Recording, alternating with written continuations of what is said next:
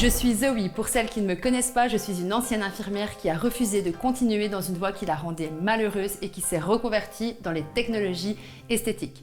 Mon objectif est d'aider toutes les infirmières qui veulent changer de vie à le faire et à se reconvertir, notamment dans les technologies esthétiques.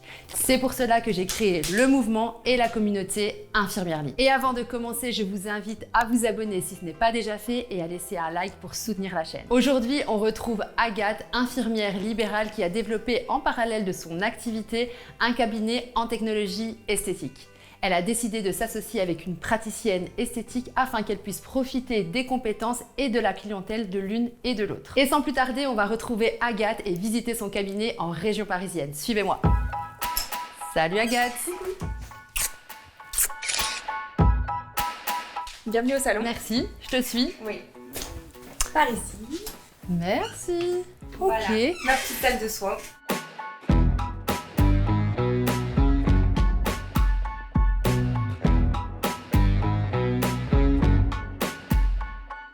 Magnifique. Cryo, laser, un peu d'hydrafacial pour mes collègues. Trop bien. Tout le matériel qu'il faut. Ok, donc là c'est vraiment la salle technologie esthétique. Oui. Là c'est spécial C'est la salle floutée pour les machines. Pour les clientes qui se mettent à l'aise sur la grande table pour tout ce qui est soins avec machine et sans aussi pour ma collègue qui pratique des drainages et autres. Ok, donc vous partagez cet espace. Oui, on le partage. Trop bien. Essentiellement à 2, maintenant à 3, mais c'est principalement pour les machines. Ah, vous la êtes plus bien. grande partie du temps. Et vous vous entendez bien? Super bien. Ah, ça c'est trop chouette. Ça c'est cool. Ok, parfait. Bah écoute, c'est hyper beau. Le lustre, il est incroyable. J'adore. Ah ouais, ça fait... C'est un des trucs qui Et- m'attire le plus chez elle. Et ça, la verrière. Ouais, c'est canon. Et ça, on Ça l'a fait foutu clair. exprès quand je suis arrivée ici. Ok. Vu que je me suis formée à la cryo avec toi, quand elle s'est formée au drainage. Ok. Donc en fait, ça tombait super bien parce que c'est hyper complémentaire. Trop et puis, bien. Du coup, on a tout flouté. Et il y avait personne avant toi ici? Il y avait Léa, mais elle utilisait très peu la pièce. Mm. Elle avait une 3e table de soins comme les noirs qu'il y a dehors pour cils, sourcils ou soins visage. Mais c'était rarement utilisé puisqu'il y Ok. avait quand même 3 directement ici avant. Ok. Écoute, hyper intéressant, c'est canon. Agathe, merci beaucoup pour cette visite. Je vais profiter pour te poser quelques questions afin que les personnes qui nous regardent puissent te connaître un petit peu plus. Déjà, la question de base, c'est pourquoi avoir choisi de te reconvertir en tout cas en partie, dans les soins technico-esthétiques. Oui, du coup, moi, je me suis pas tout à fait reconvertie. Du coup, comme tu le sais, moi, je fais ça en parallèle. Je fais encore du libéral à côté. Et je voulais continuer à prendre soin des autres et avoir aussi une autre activité à moi et différente. Et j'ai toujours aimé tout ce qui touche à l'esthétique. Donc, c'était un bon choix pour moi. Trop bien. Ouais. Et donc, tu dis continuer un petit peu le domicile là pour l'instant. Oui. C'est quoi maintenant la situation dans le libéral? Voilà, tu dis que tu es passionnée par ton travail, mais malgré tout, tu as eu envie de faire quelque chose d'autre. Pourquoi? Parce que le métier d'infirmière, ça devient de plus en plus compliqué, pas forcément très bien reconnu, très bien rémunéré. Ça se passe pas forcément toujours très bien. Moi, à l'hôpital, je regarde pas forcément que des bons souvenirs. Donc le libéral, déjà, je m'y retrouve beaucoup mieux. Les patients sont différent. vraiment plus agréables. C'est beaucoup plus agréable de travailler comme ça. Malgré certaines propositions, j'ai fait le choix de pas prendre de cabinet à moi. Parce que je veux pas être en fait dans cette disponibilité constante auprès des patients à domicile sur du lundi au dimanche continuellement 7 jours sur 7, 24 heures sur 24 et la pratique de l'esthétique en tant qu'infirmière, ça m'offre cette possibilité de pouvoir gérer mon emploi du temps autrement, pouvoir continuer de prendre soin des autres autrement en kiffant toujours. Et partage-nous un peu ton organisation, du coup, tu fais combien de jours à domicile, combien de jours ici, tes heures, etc. Comment tu organises ton temps? Je fais entre 8 à 10 jours de libéral par mois. Ok. Sur mes 2 cabinets réunis au total. Et après ici, vu que je travaille jamais les mêmes jours, en fait, ça va dépendre de moi, mes dispos, mes contraintes, les demandes et les besoins aussi de mes collègues, ce qu'ils ont besoin dans leur emploi du temps, leur planning. Après, je cale mes jours de repos et je cale mes disponibilités au salon en fonction. D'accord. Et donc, on s'est mis toutes les 3 sur Planity. Et Ouais. on gère toutes les 3 nos plannings. Et voilà, je me mets en dispo dès que je suis en repos en fait. Ok. Et ça se passe super bien et pour l'instant j'ai aucun problème à caler tout ça. Du coup, Agathe, comment tu vois l'avenir avec ton cabinet en technologie esthétique et ton libéral? Comment tu vois les choses pour les prochains mois, les prochaines années? Alors de base, moi dans l'idée c'était d'essayer de chercher un cabinet seul assez rapidement pour l'esthétique Et après, pour le libéral, de lâcher un des 2 cabinets sur les 2 que j'ai. Et après, voir comment ça évolue. Parce que tout de suite, là, maintenant, j'ai pas forcément envie d'arrêter le libéral totalement. Donc j'aimerais bien pouvoir garder les 2. Mais si un jour, les prestations prennent de plus en plus de place, arrêter totalement, ça fait partie de mes options, de mes possibilités et de mes envies aussi. Ouais. Parce que j'ai encore plein d'envies sur plein d'autres soins.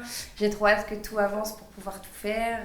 Bah oui. Puis une fois que t'es lancé, finalement, ça va jamais assez vite. Agathe, on va me parler un petit peu du programme, donc de l'accompagnement infirmière libre. Dis-moi un petit peu quel impact le programme il a eu sur ton lancement, ta réussite actuelle. Explique-moi un petit peu ce que tu en as pensé.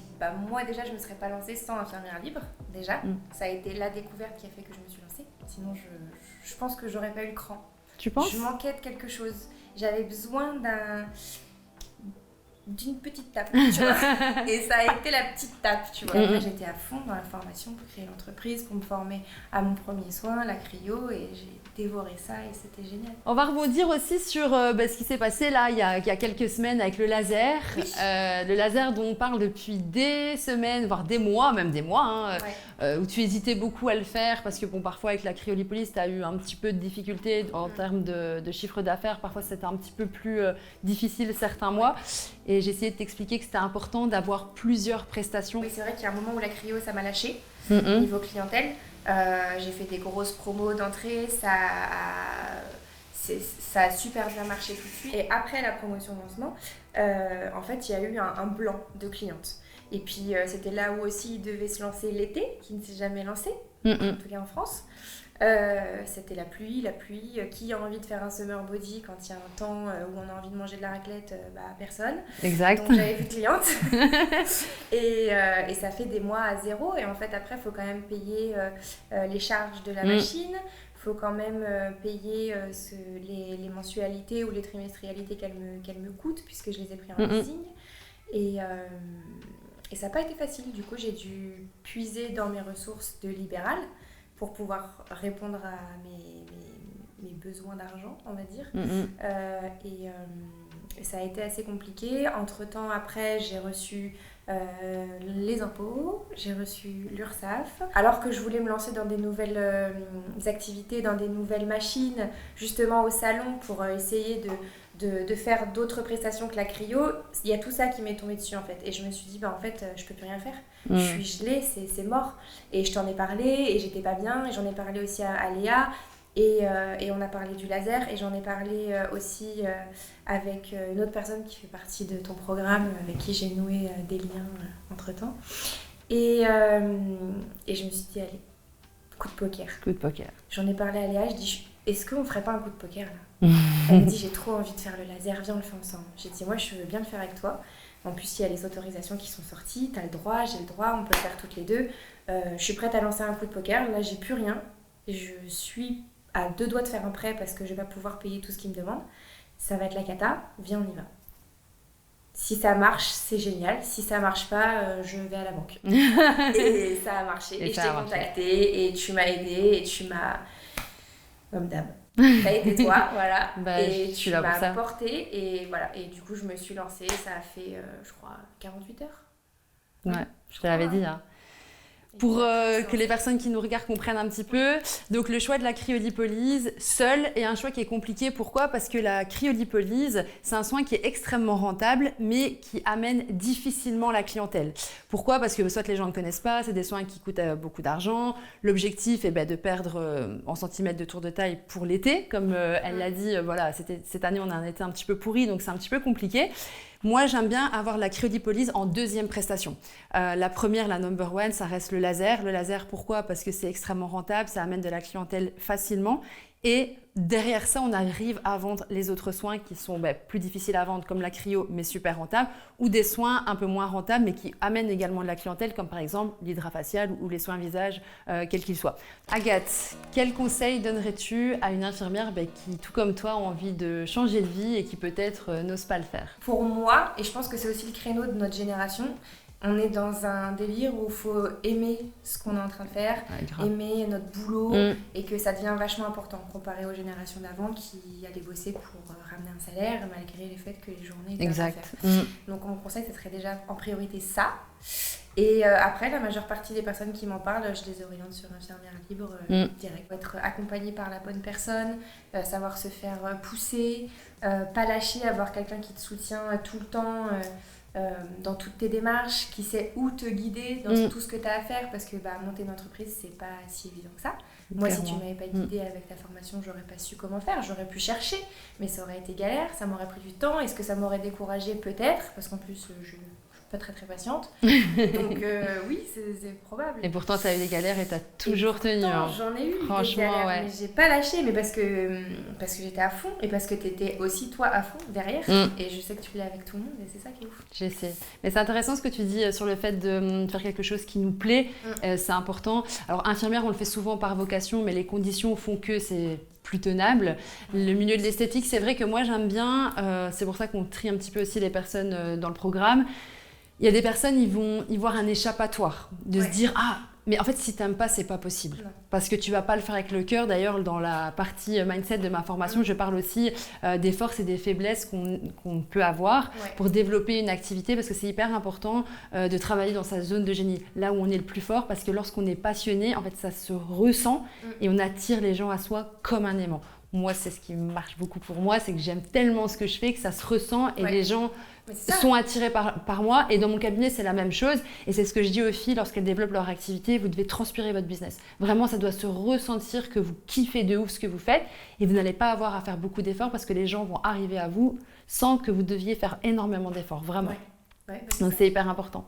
Écoute, merci beaucoup pour ton témoignage. En tout cas, je suis ravie de t'avoir eu dans le programme, d'encore avoir des contacts avec toi maintenant. Et de toute façon, c'est à vie, infirmière.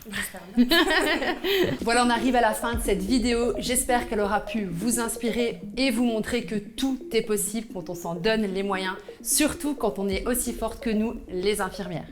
Si vous faites partie de celles qui souhaitent en savoir plus sur comment changer de vie et comprendre comment se reconvertir sans prendre de risques, je vous laisse cliquer sur le lien dans la description de cette vidéo. Je vous ai préparé une vidéo 100% offerte qui explique de A à Z comment se reconvertir dans les soins technico-esthétiques comme je l'ai fait et comme des dizaines d'autres infirmières l'ont fait grâce à Infirmière Libre.